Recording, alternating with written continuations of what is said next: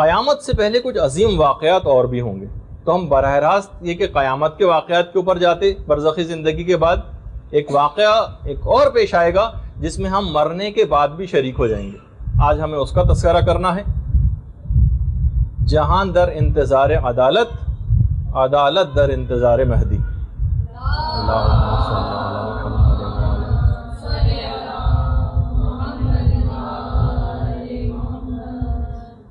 دنیا کو ہے جس مہدی برحق کی ضرورت، ہے جس کی نگاہ زلزلہ عالم افکار.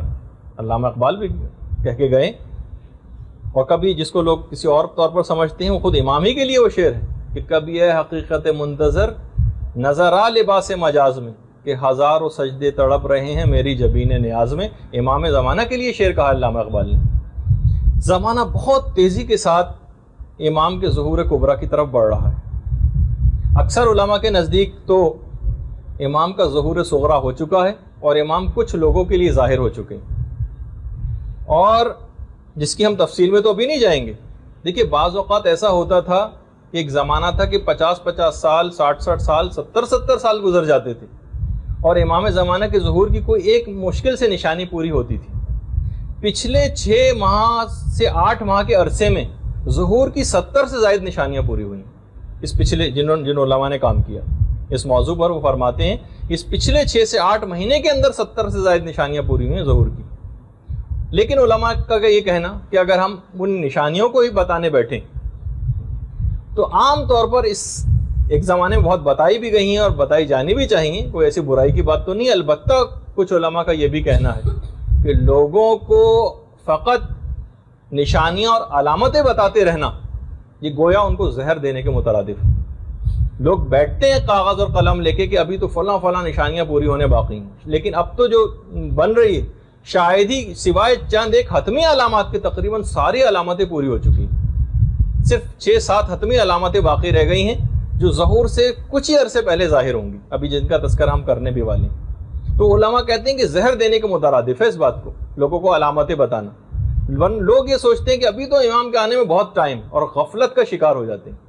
اور جو شخص یہ سمجھ کے بیٹھے کہ نہیں امام کے ظہور کی علامتیں پوری ہو چکی، امام کبھی بھی ظہور کر سکتے ہیں، اور وہ ہر وقت تیار ہو کے اس کو بیٹھنا چاہیے. امام کے ظہور کے سلسلے میں تیاری کیا کریں یہ ہمارا موضوع نہیں، اتنا اہم موضوع ہے، لیکن کیونکہ ہمیں براہ راست اس پہ گفتگو نہیں کرنا بلکہ کچھ حالات کا تذکرہ کرنا ہے جو برزخی زندگی میں ہمارے ساتھ بھی پیش آئیں گے. اور اگر ہمارا انتقال ہو گیا اور امام کا ظہور بعد میں ہوا اور پھر اس کے بعد ایک طویل دورانیہ ہوگا قیامت سے پہلے، اور اس کے کچھ واقعات کا تذکرہ کرنا مقصود ہے. البتہ صرف ایک بات کا ہم تذکرہ کریں گے کہ آج کل کے دور میں ہم کیا کریں. امام نے جو شیخ مفید کو ایک خط لکھا تھا اس میں جملہ استعمال کیا تھا کہ اب ہر شخص پر یہ فرض ہے اور واجب ہے کہ تمام ان اعمال کو اختیار کرے. امام دیکھیے ذمہ داری بتا رہے ہیں، ہر شخص پر یہ فرض اور واجب ہے کہ ان تمام اعمال کو اختیار کریں جو ہماری محبت سے ان کو قریب کریں، اور تمام ان چیزوں سے اجتناب کریں جو ہماری ناراضگی اور غضب کا سبب بنے. ہمارا ظہور اچانک ہوگا، امام کے جملے، توبہ کا اس وقت کوئی امکان نہ ہوگا اور کوئی ندامت تم کو فائدہ نہ دے گی. تو بہرحال جب مراجع سے پوچھا گیا، آیت اللہ بہجت سے پوچھا گیا، آیت اللہ سیستانی سے پوچھا گیا ریٹن فتاوی کہ ہم ان کی غیبت میں کیا کریں، سب مراجع نے کہا کہ واجبات و حرام پر سختی کے ساتھ کاربند ہو جائیے، گناہوں کو مکمل طور پر چھوڑیے اور واجبات کے اوپر مکمل طور پر عمل کرنا شروع کر دیں. یہ آج کل کے دور کی سب سے بڑی ذمہ داری ہے. امام کے بارے میں چند ایک باتیں بیان کر کے تھوڑا سا امام کا، کیونکہ اتنا تفصیلی موضوع ہے اور ایک میں ہم کیسے اس کو مکمل کریں گے، میں صرف چند ایک مختصر طور پر امام کی بات بیان کرتے ہوئے اور پھر ان واقعات کی طرف آ جاؤں گا جو برزخی زندگی میں پیش آئیں گے ہمارے مرنے کے بعد، اور پھر ایک سیریز ہوگی واقعات کی جو قیامت تک چلے گی، ان کا بھی ایک تذکرہ ہوگا. تو دیکھیے سب سے پہلی بات تو یہ ہے کہ اب میں جو بات بیان کرنے جا رہا ہوں اس کا اطلاق فی الحال نہیں ہوگا آپ لوگوں کے پاس، کہ امام کے سلسلے میں ایک حکم یہ ہے کہ جب بھی کبھی امام کا نام لیا جاتا ہے تو علماء نے کہا کہ اس وقت ادب اور اس کا تقاضا یہ ہے احترام کا کہ امام کا نام سنتے ہی کھڑے ہو جائے. اچھا اس چیز کا رواج خود ائمہ معصومین نے خود اس چیز کو رواج دیا تھا. 8ویں امام کے سامنے جب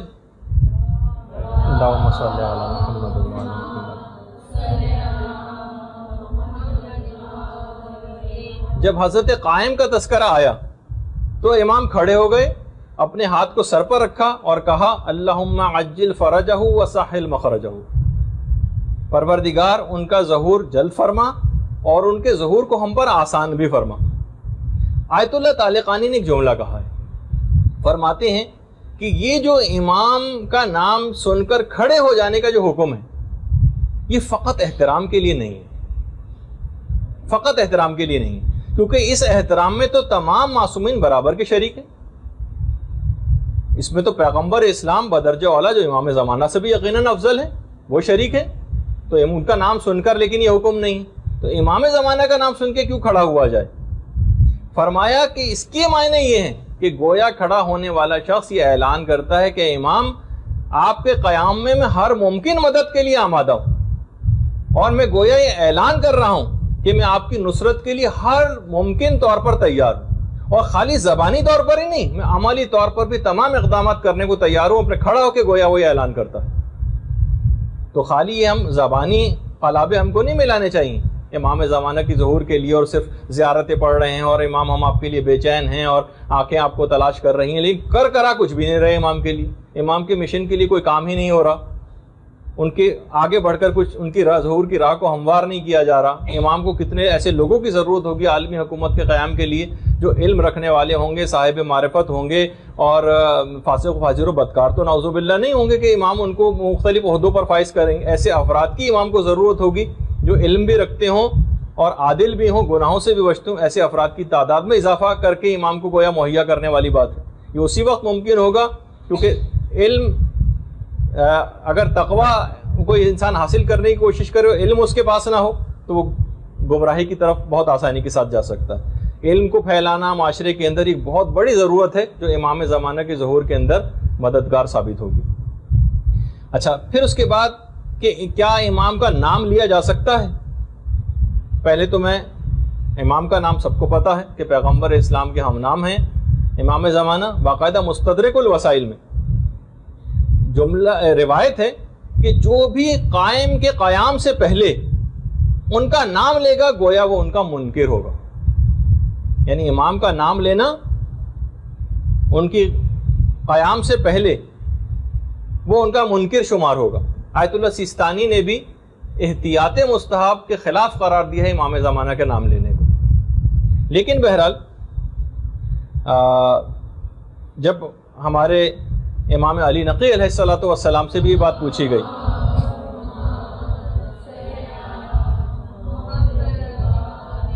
کہ مولا پھر اس کو کس نام سے ہم مخاطب کریں, تو فرمایا کہ تم انہیں حجت آل محمد کہہ دیا کرو. اور باقاعدہ امام کی خود اپنی ایک توقیع کے اندر ہے جو مکتوب لکھے ہوئے آتے تھے امام کی طرف سے تحریری ہدایت نامے, اس میں یہ بات تھی کہ ملعون ہے وہ شخص جو لوگوں کی محفلوں میں ہمارا نام لیتا ہے.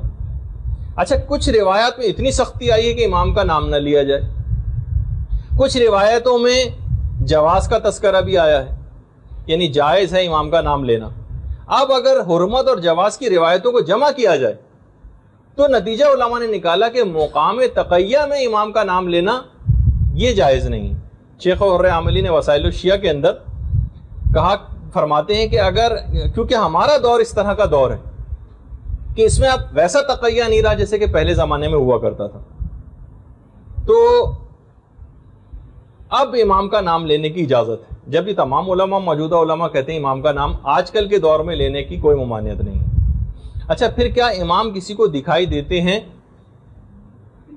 تو دیکھیے کبھی کبھار اگر ائمہ کی زندگی میں ملتا ہے اور خود پیغمبر اسلام کی زندگی میں بھی ملتا ہے کہ اکثر پیغمبر لوگوں کی نگاہوں سے غائب ہو جاتے تھے. شب معراج کا تو خیر واقعہ ہے کہ سامنے سے گزرتے چلے گئے اور ان کو پتہ نہ چلا. ظہور جو امام کا جب غیبت صغرا کا دور تھا اس وقت کچھ لوگوں کو امام کا مقام معلوم تھا کہ امام کہاں ہے, لیکن وہ امام کے جسم کو نہیں دیکھ پاتے تھے. کچھ روایتوں میں ہے کہ نہ مکان کا پتہ تھا اور نہ ان کے جسم کو کوئی دیکھ پاتا تھا.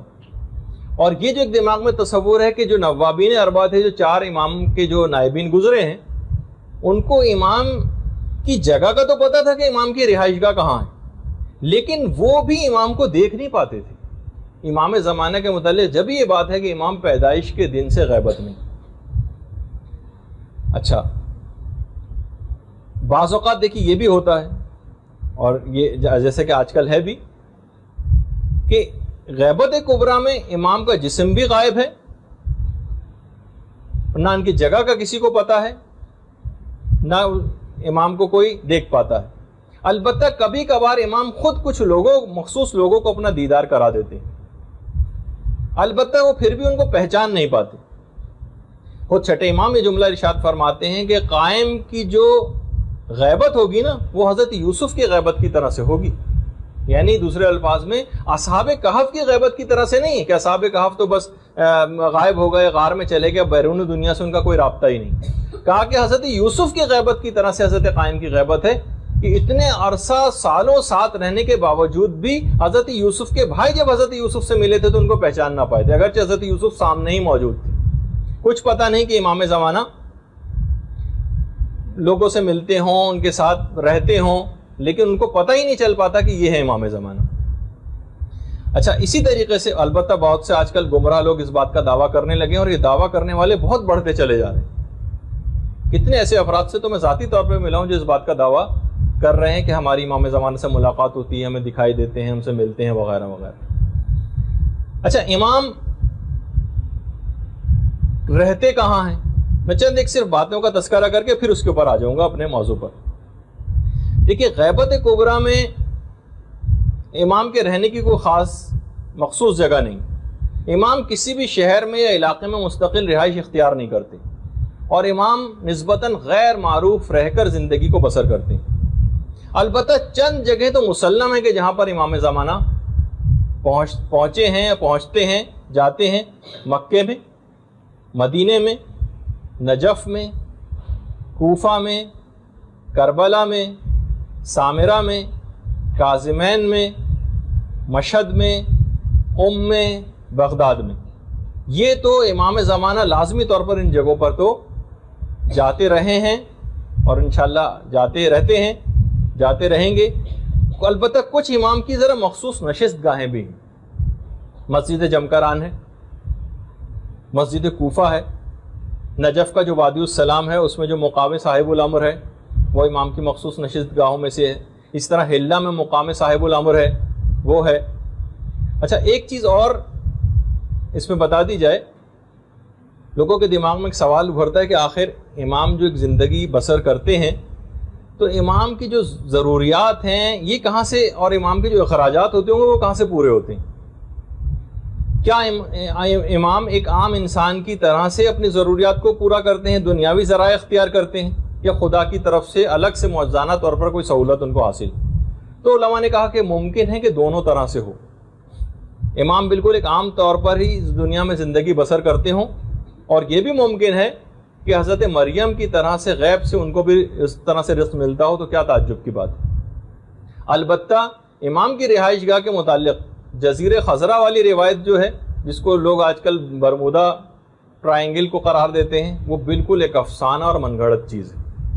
تمام علماء نے لکھا کہ یہ بالکل افسانہ ہے, اور جزیرے خضرہ والی جو روایت ہے وہ سند اور متن کے لحاظ سے بالکل ہی قابل اعتنا نہیں. اچھا, پھر ایک سوال ہے کہ کیا امام کے بیوی اور بچے ہیں؟ اچھا, کچھ روایات ایسی ہیں کہ جس سے یہ پتہ چلتا ہے کہ امام عائلی زندگی گزار رہے ہیں, لیکن اور اس میں یہ بھی ہے کہ امام کے بیوی اور بچے ہیں, لیکن جو صحیح ترین روایات ہیں اس میں یہ ہے کہ امام کی کوئی اولاد نہیں ہے. اور اگر ہے بھی, بالفرض اگر ہو بھی, تو بھی خود امام کی ان اولادوں کو بھی یہ بات پتہ نہیں کہ ہم امام کی اولاد ہیں, کیونکہ طول عمر امام زمانہ کا معجزہ ہے, ان کی اولاد کا معجزہ نہیں. ان کے ازواج, اگر ان کی زوجہ کوئی ہوں, ان کا معجزہ نہیں. تو بہرحال کچھ علماء کا یہ بھی کہنا ہے, کہا کہ زیادہ تر جو صحیح ترین روایت ہے کہ امام کے ہاں کوئی اولاد نہیں.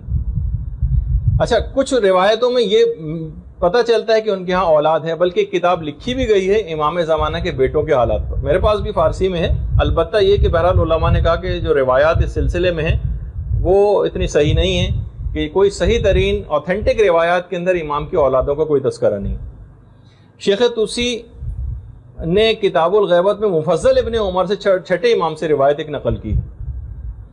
امام فرماتے ہیں کہ امام زمانہ کی رہائش کا نہ ان کے فرزندوں کو وہ علم ہے اور نہ کسی اور کو۔ اس سے تو یہ پتہ چلتا ہے کہ امام کے فرزند بھی ہیں، لیکن چھٹے امامی کی ایک اور روایت ہے۔ امام فرماتے ہیں کہ امام وہ ہوتا ہے جس کا کوئی بیٹا ہو، سوائے اس کے کہ جس کے بعد امام حسین اپنی قبر سے تشریف لے کر آئیں گے، زمان رجت کی طرف اشارہ ہے، بس اس کے ہاں کوئی بیٹا نہیں ہوگا، یعنی اس کے ہاں کوئی اولاد نہیں ہوگی۔ روایت میں تو خیر بیٹے کا لفظ ہے، لیکن عام طور پر اولاد کے معنوں میں بھی استعمال ہوتا ہے کہ ہر امام کا کوئی بیٹا ہوتا ہے، سوائے اس کے کہ جس کے لیے ہمارے جد قبر سے اٹھ کر تشریف لائیں گے، بس اس کے ہاں کوئی بیٹا نہیں ہوگا۔ جب آٹھویں امام نے اس روایت کو ذکر کیا تو علی ابن حمزہ ایک راوی تھے جو وہاں پہ بیٹھے ہوئے تھے، کہنے لگے میں قربان جاؤں امام آپ کے دادا کے سامنے بھی جب ایسا ہی ذکر ہوا تھا تو انہوں نے بھی اس بات کی تائید کی تھی۔ تو بہرحال خیر اس تحقیق کے اندر جانے کی کوئی ضرورت بھی نہیں ہے، لیکن ہم نے ایک ویسے ہی ذکر کر دیا کہ مختلف تاکہ تھوڑا سا ایک تعارف امام کا آ جائے۔ ہاں زوجہ کے متعلق بھی کسی روایت کے اندر اس بات کا تذکرہ نہیں ہے کہ امام کی کوئی، اگر ہو بھی تو ہمارے علم میں کم سے کم نہیں۔ اولادوں کے سلسلے میں ایک تھوڑی سی بحث آئی بھی ہے، زوجہ کے سلسلے میں، کیونکہ وہی میں نے کہا کہ زوجہ کا یا کسی طول عمر کا معجزہ یہ امام زمانہ سے مخصوص ہے، ان کے کسی اور رشتہ دار سے مخصوص نہیں۔ تو اچھا پھر ایک سوال اور ہوتا ہے، کیا امام کو خود اپنے ظہور کے حتمی وقت کا علم ہے؟ تو روایات سے یہ بات پتہ چلتی ہے کہ امام کو بھی اپنے ظہور کا علم نہیں ہے، اور چھٹے امام یہ بیان فرماتے ہیں کہ خدا جب انہیں ظہور کرنا ہوگا تو خدا ان کو ظہور کا الہام کرے گا۔ امام کو جبھی امام کا ایک لقب منتظر بھی ہے، یعنی وہ خود بھی انتظار کر رہے ہیں اپنے ظہور کا۔ اچھا ایک اور روایت ہے جو چھٹے امامی سے ہے کہ پیغمبر اسلام کی جب رحلت کا وقت قریب آیا تھا تو پیغمبر کو پروردگار کی طرف سے ایک مکتوب ملا تھا، ایک مکتوب نازل ہوا تھا اور کہا تھا کہ محمد یہ میری طرف سے تمہارے خاندان کے نجیب اور پسندیدہ افراد کے لیے۔ پیغمبر اسلام نے جبریل سے پوچھا کہ یہ نجیب افراد کون ہیں؟ تو کہا کہ یہ علی اور ان کی اولاد ہے۔ مکتوب کے اندر علیحدہ علیحدہ رقعہ جات رکھے ہوئے تھے پیغمبر نے، اور ہر رقعے کے اوپر ایک مہر بھی لگی ہوئی تھی۔ پیغمبر نے مولا سے کہا کہ اے علی اس میں سے جو مکتوب تمہارے لیے ہے اس کی تم مہر کو کھولو اور خدا کی طرف سے دی گئی ہدایات کے اوپر عمل کرو۔ اسی طریقے سے ہر امام کے دور میں وہ رقعہ جات سیلڈ اینویلپ جو جس کو ہم کہیں اپنے زبان میں، ہدایات کو لکھے ہوئے ہر اماموں تک منتقل ہوتے رہے، اور ہر امام نے اس کی مہر کو کھول کر اور اس کے اندر جو لکھی ہوئی ہدایات کے اوپر عمل کیا۔ کچھ علماء نے کہا کہ ہو سکتا ہے یہ سلسلہ جاری ہوتے ہوتے امام زمانہ تک پہنچا، اور ہو سکتا ہے کہ امام کو اس ہدایت نامے کے ذریعے اپنے ظہور کے وقت کا علم ہو سکتا ہے، وہ اس رقعے کے اندر جو اس طرح کی باتیں لکھی، اصول کافی کے اندر باقاعدہ یہ روایت ہے۔ اچھا ہو سکتا ہے کہ امام اس رقعے کے ذریعے اپنے ظہور کے حتمی وقت سے واقف ہوں۔ اور ایک روایت میں یہ بھی ہے کہ پیغمبر اسلام یہ بات ارشاد فرماتے ہیں کہ ظہور سے پہلے قائم کی جو تلوار اور علم ہوگا اس میں خدا بولنے کی قوت کو پیدا کر دے گا، اور ایک آواز آئے گی یا ولی خدا کے دشمنوں قیام کرو اور خدا کے دشمنوں کو قتل کرو۔ کافی میں بھی ہے، بہار میں بھی یہ روایات ہیں۔ اچھا اب ایک سوال یہ ہوتا ہے کہ اتنا عرصہ ہو گیا امام نے ظہور اب تک کیوں نہ کیا؟ تو دیکھیے ہر انقلاب کے کچھ خارجی اور داخلی عوامل ہوتے ہیں۔ اب آپ خود دیکھتی ہیں کہ جب تک ان اہداف، ان عوامل کو حاصل نہیں کیا جائے گا، جب تک کوئی بھی انقلاب بیکار ہوتا ہے، جب تک کہ مخصوص چیزوں حاصل نہ کر لیا جائے۔ خود دیکھتی ہیں آپ کہ جب حضرت عیسیٰ کو آسمانوں پر جب اٹھایا گیا تھا، اس کے 500 سال بعد پیغمبر اسلام پیدا ہوئے، اور پیدائش کے بھی 40 سال کے بعد اعلان رسالت کیا تھا۔ تو اس سے بھی آپ اندازہ لگائیں کہ بہرحال ہر چیز کا ایک مناسب وقت ہوتا ہے، موقع ہوتا ہے، اور ویسے بھی غیبت خدائی رازوں میں سے ایک راز ہے، اس کی حکمتیں سمجھ میں نہیں آتی۔ اچھا، ایک اور بات اور علماء نے بیان کی، ظہور کی امام کی کچھ علامات ہیں اور کچھ شرائط ہیں، لوگ آپس میں ان کو ملا دیتے ہیں۔ علامات جو ہوں گی نا وہ ظہور سے کچھ پہلے، اس سے کچھ قبل نمودار ہوں گی۔ اچھا، جبکہ ظہور سے براہ راست ربط ہے شرائط کا، علامات الگ ہیں امام کے ظہور کی، شرائط الگ ہیں۔ علامات ضروری نہیں کہ بیک وقت ظاہر ہوں، سالہ سال سے پوری ہوتی چلی جا رہی ہیں علامات، اور کچھ آخری وقت سے مخصوص ہیں۔ ہو سکتا ہے کہ ایک ہی وقت میں بہت ساری علامات، جیسے کہ پچھلے 6 مہینے میں 70 سے زیادہ علامات پوری ہوئی، چند ایک کا تذکرہ آگے چل کے شاید آئے بھی۔ تو اور اسی طریقے سے جو علامات ہوں گی وہ پہلے نمودار ہوں گی اور جلد ختم ہو جائیں گی، جبکہ شرائط ظہور سے کچھ عرصے پہلے ہوں گی اور یہ پھر مستقل رہیں گی۔ اچھا، باقاعدہ ایک پاکستانی زائر چند سال پہلے مشہد میں ان کی خود امام زمانہ سے ملاقات ہوئی تھی، ایک پاکستانی زائر کی۔ امام سے ایک سوال پوچھا تھا انہوں نے، مولا یہ بتائیے کہ ہم تو آپ کو بہت زیادہ یاد کرتے ہیں، کیا آپ بھی ہمیں یاد کرتے ہیں؟ امام نے ایک جملہ کہا، اسی بے عادت، ظاہر کی سمجھ میں نہیں آیا، اور علماء کے پاس گیا وہ ظاہر، اور ان کے سامنے یہ جملہ رکھا، تو علماء نے پھر اس کا صحیح طور پر ترجمہ کر کے بتایا کہ اس کے معنی یہ ہیں۔ امام فرماتے ہیں کہ ہم کو وصیت کی گئی ہے بے عدد کہ تم میں سے ایک ایک کو یاد رکھیں، انڈیویجول 1 by 1 کو ہم یاد رکھتے ہیں، ہمیں باقاعدہ وصیت ہے اس بات کی۔ تو بہرحال یہ امام کی اتنی حد تک آ گئی، یعنی امام اتنے زیادہ کنسرن ہے کہ 1 by 1 جتنی خواتین یہاں پہ بیٹھی ہوئی ہیں، امام ان سے مکمل طور پر ان کے حالات سے واقفیت رکھتے ہیں، ان کو یاد کرتے ہیں۔ اچھا، امام سے پہلے چند چیزوں کے متعلق اور بیان کر دیا جائے، پھر ہم فوراً بعد اس کے اوپر آ جائیں گے اپنے موضوع پر۔ سب سے پہلے تو ایک سفیانی کا خروج ہوگا۔ کچھ علماء نے کہا کہ اصل میں سفیانی ایک کردار کا نام ہے، یہ کسی کوئی فرد واحد پر منحصر نہیں ہے۔ خود چوتھے امام کی ایک اصل میں ایک حدیث ہے جو اس سلسلے میں دلیل کے طور پر بھی پیش کی جاتی ہے کہ سفیانی کا جو خروج ہوگا نا وہ بالکل حتمی ہوگا، اتنا اور بتا دوں۔ اور امام نے فرمایا کہ ہر قیام کرنے والے کے مقابلے میں ایک سفیانی ہوتا ہے۔ اس لحاظ سے تو یہ کسی کیریکٹر کا ایک نام ہوا، بہار کے اندر بھی روایت ہے چوتھے امام کی کہ ہر حق کے لیے قیام جو کرتا ہے اس کے لیے ایک سفیانی ہر زمانے میں۔ اچھا، خروج کے 9 ماہ کے بعد، یعنی سفیانی کا جب بھی خروج ہوگا اس کے 9 ماہ کے بعد اس کو وادی بیدا میں اس کے لشکر کو غرق کر دیا جائے گا۔ وادی بیدا مدینے کے قریب ہی ایک مقام ہے، اور جب حج کلاسز ہو رہی تھی تو میں نے وادی بیدا کی فوٹوگراف بھی دکھائی تھی، اور اس وقت بھی یہ بتایا تھا اور ارادہ ہمارا یہ بھی ہے آپ میں سے اکثر کی طرف سے، بہرحال ایک ہے کہ پہلے جو گروپ تھا جس کی حج کلاسز لی تھیں وہ ذرا ایک مختصر گروپ بھی تھا، لیکن اب کافی زیادہ تعداد مختلف گروپس کی ہو گئی، اور ان کی طرف سے بھی یہ ہے کہ حج کلاسز دوبارہ لی جائیں۔ اب ہمارے پاس سہولیات بھی کچھ پروردگار کے فضل و کرم سے زیادہ ہو گئی ہیں، پروجیکٹر بھی آ گیا ہے، تو انشاءاللہ ہم کوشش کریں گے، اور کچھ مسائل بھی حج کے تبدیل ہو گئے ہیں پچھلے سالوں کی نسبت، تو دوبارہ حج کلاسز شروع کرنے کے کچھ شرائط کے ساتھ اس کو شروع کیا جائے گا دوبارہ، وہ آپ کے سامنے انشاءاللہ پیش کریں گے۔ تو اس میں نے جب کلاسز ہو رہی تھیں تو وادی بیدا جہاں پر سفیانی کے لشکر کو غرق کیا جائے گا اس جگہ کی فوٹوگراف بھی دکھائی تھی۔ اچھا، کچھ تو اچھا یہ جو ہے نا، یہ امام وادی بیدا کا زمین میں دھس جانا اور سفیانی کے لشکر کا یہ حتمی علامات میں سے ایک ہے امام کے ظہور کی۔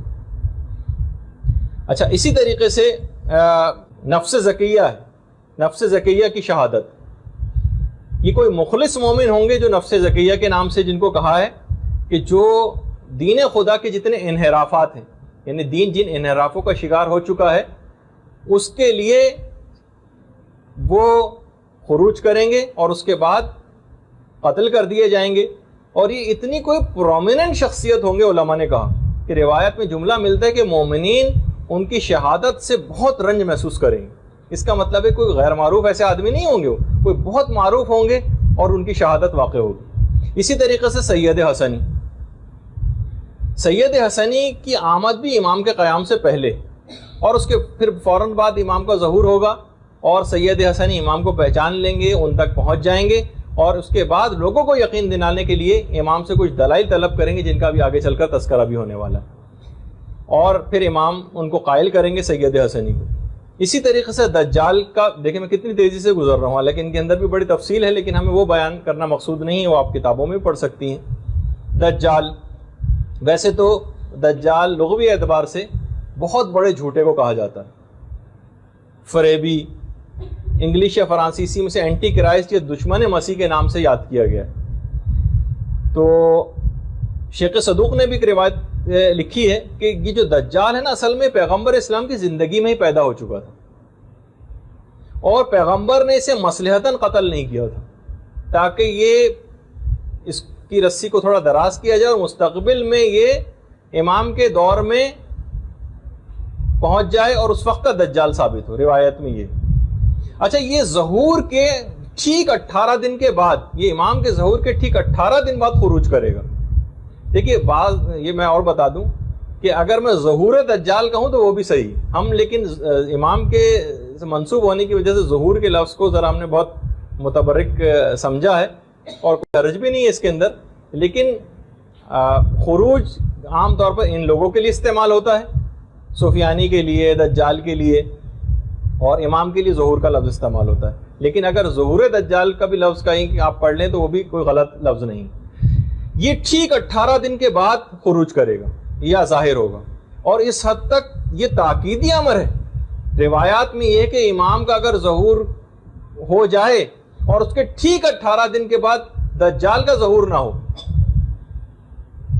تو سمجھ لینا کہ وہ سچا مہدی نہیں ہوگا، یعنی اتنا یقینی ہے ٹھیک 18 دن کے بعد امام کے ظہور کے دجال کا ظہور ہونا۔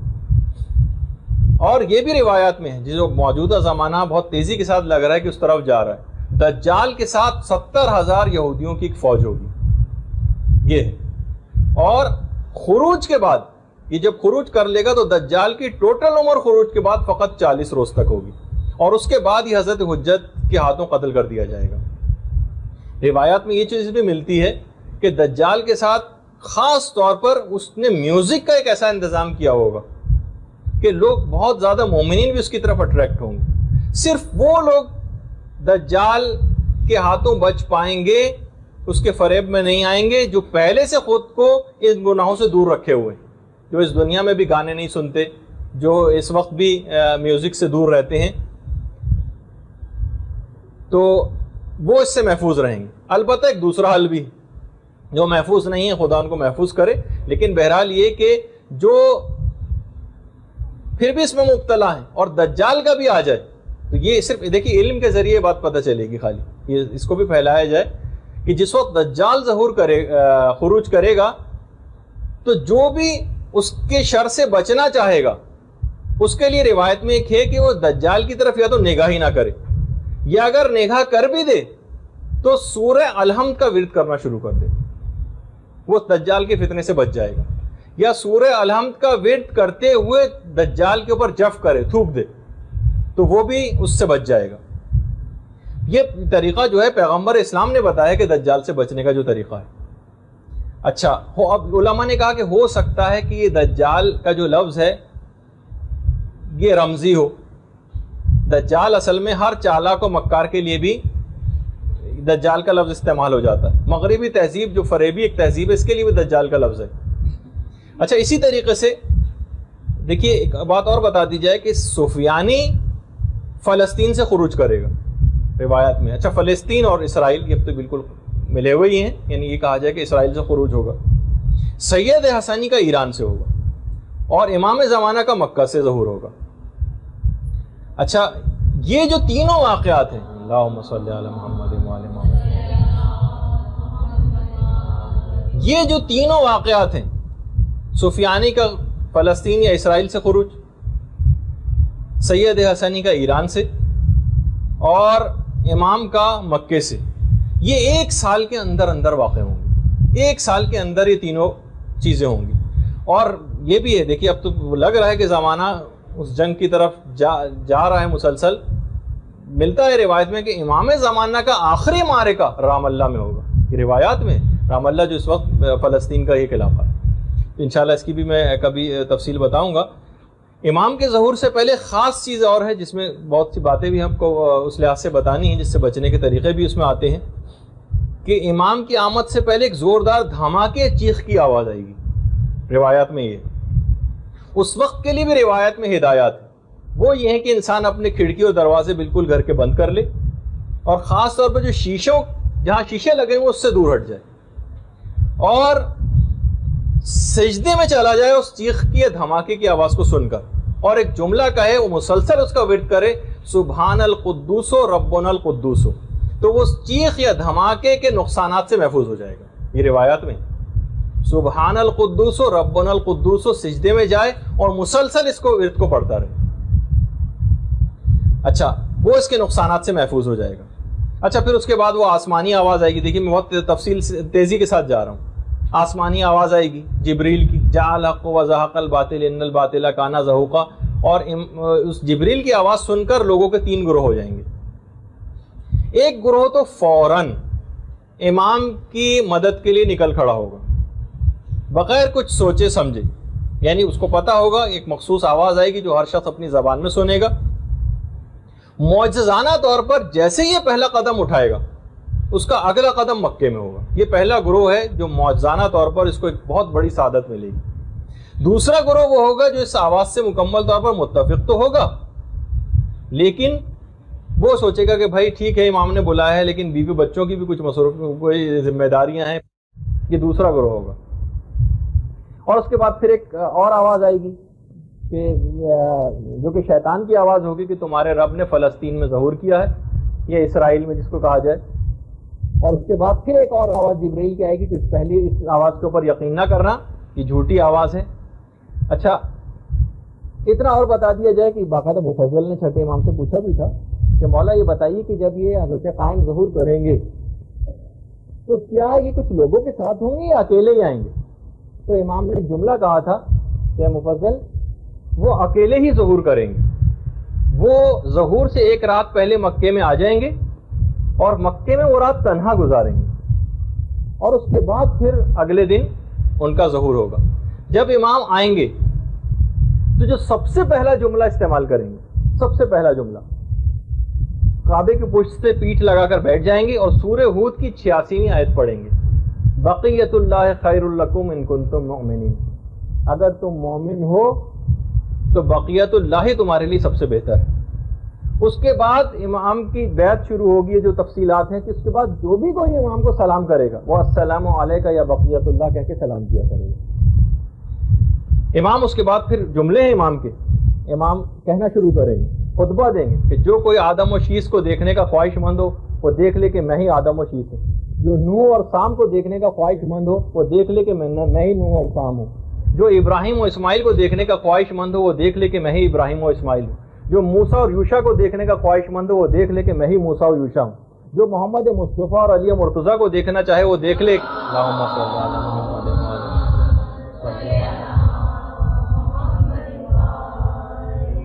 وہ دیکھ لے کہ میں ہی محمد مصطفیٰ علی مرتضیٰ ہوں, جو حسن و حسین کو دیکھنا چاہے وہ دیکھ لے کہ میں ہی حسن و حسین ہوں, جو اولاد حسین کے ائمہ کو دیکھنے کا خواہش مند ہو تو دیکھ لے کہ وہ دیکھ لے کہ میں ہی اس نسل پاک کے معصومین کا خلاصہ ہوں.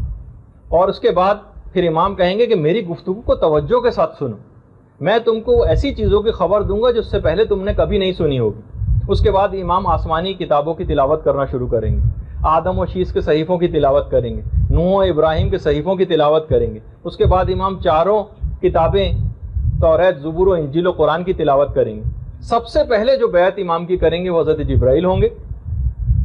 جیسے ہی امام کا ظہور ہوگا, ہم اگر اس وقت انتقال کر چکے ہوئے اور ہمارے انتقال کے بعد ظہور ہوا, یہ جو مومنین انتقال کر چکے ہیں, خدا ظہور کے وقت ان مومنین کی قبور میں ایک سکون کو داخل کر دے گا, ایک سکون کو داخل کرے گا, ایک ایسی مسرت و شادمانی ہماری قبور کے اندر آ جائے گی اور تمام عذابات برطرف ہو جائیں گے.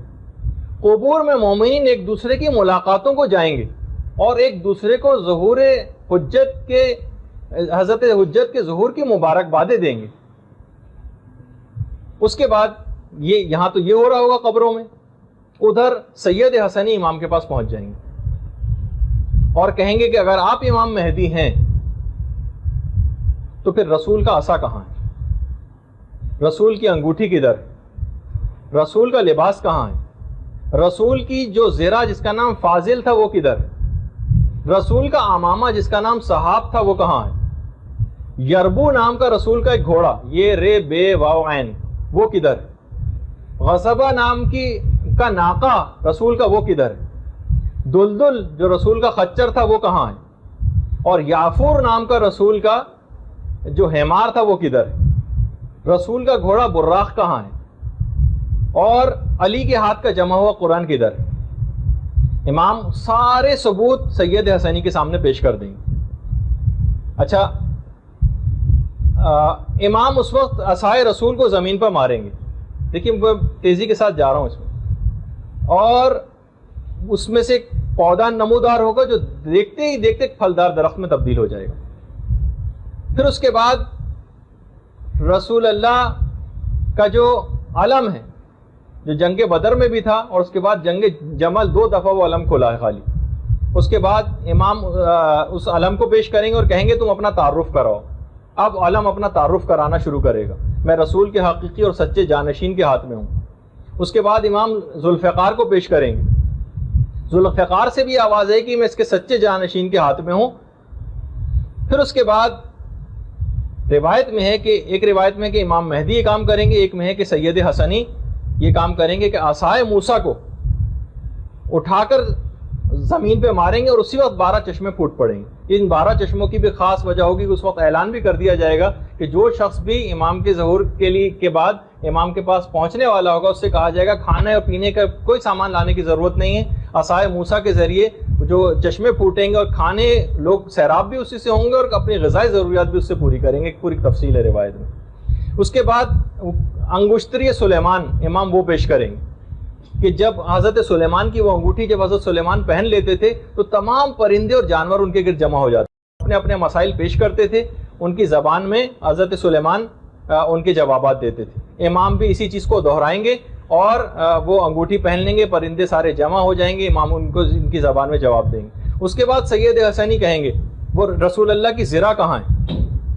جو ان کے صحیح اور سچے جانشین کے علاوہ کوئی اور نہیں پہن سکتا۔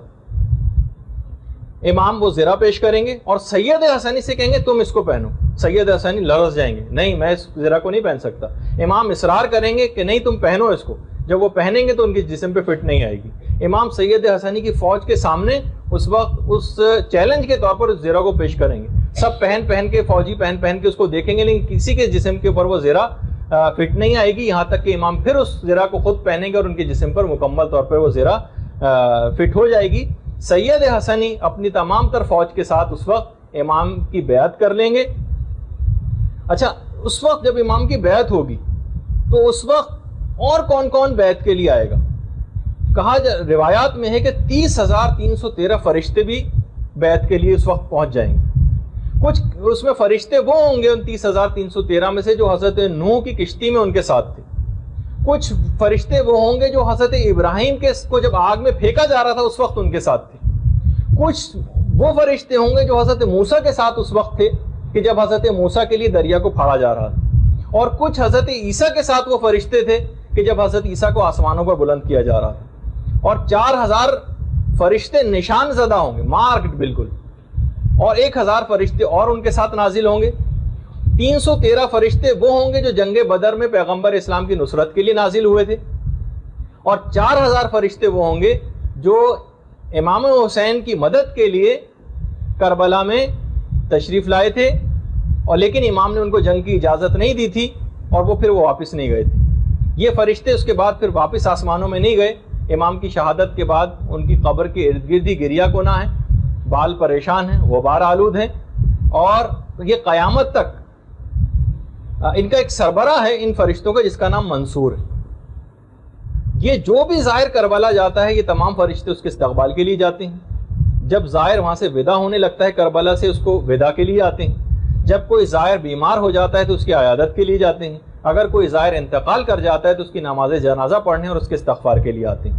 یہ سب کے سب فرشتے آسمانوں میں واپس نہیں گئے تھے، اور یہ امام زمانہ کے ظہور کا انتظار کر رہے ہیں اور یہ آپ کی نصرت کریں گے ظہور کے بعد. اچھا اس کے بعد میں ابھی جیسے کہ 5ویں امام کی وہ روایت ہے جو ہم نے اس سے پہلے کھانے پینے کے سلسلے میں پیش کی. امام فرماتے ہیں کہ ندا آئے گی کہ تم میں سے کوئی بھی کھانا لانے کی زحمت کو نہ گوارا کرے. کہ امام کے پاس حضرت موسیٰ کا وہ پتھر ہے جس سے 12 چشمے پھوٹ پڑتے ہیں, اور حضرت قائم کا جب ظہور ہوگا تو اس پتھر سے جو چشمے پھوٹیں گے اسی سے لوگ اپنی پیاس کو بجھائیں گے اور اسی سے لوگ اپنی بھوک کو بھی ختم کریں گے.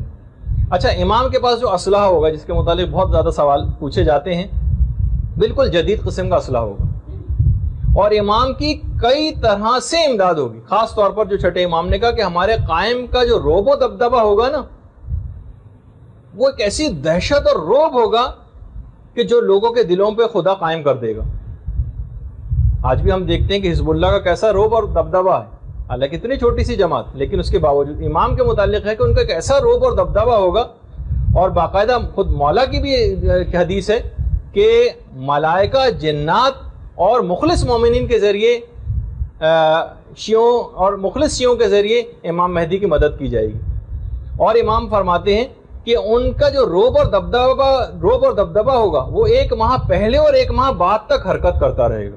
یعنی امام کے لیے خاص طور پر اس طرح سے مدد کی جائے گی. امام جب حکومت اپنی قائم کر لیں گے تو جو ایک کیپٹل ہوگا جو بالکل یقینی 100% ہے وہ روایات میں ہے وہ کوفہ ہوگا.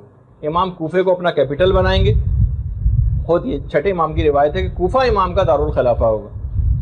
اور امام مولا کائنات فرماتے ہیں کہ میں دیکھ رہا ہوں کہ قائم کے ظہور کے بعد اپنے شیعوں کو کہ وہ نزولی اعتبار سے مسجد کوفہ میں قرآن کی تعلیم دے رہے ہوں گے. قرآن جس طریقے سے نازل ہوا تھا اس کے مطابق قرآن کی تعلیم مسجد کوفہ میں دیکھ رہا ہوں کہ وہ لوگ بیٹھے دے رہے ہیں. کوفے میں امام کے ظہور کے بعد اتنی مہنگی ہو جائیں گی جگہیں, کوفہ اتنا زیادہ مہنگا ہو جائے گا, ظاہر امام کا کیپٹل ہوگا, پوری دنیا سے مومنین وہاں پر جوق در جوق پہنچ رہے ہوں کہ وہاں پر کار کو پارک کرنے کا جو کرایہ ہوگا وہی 2000 درہم ہوگا.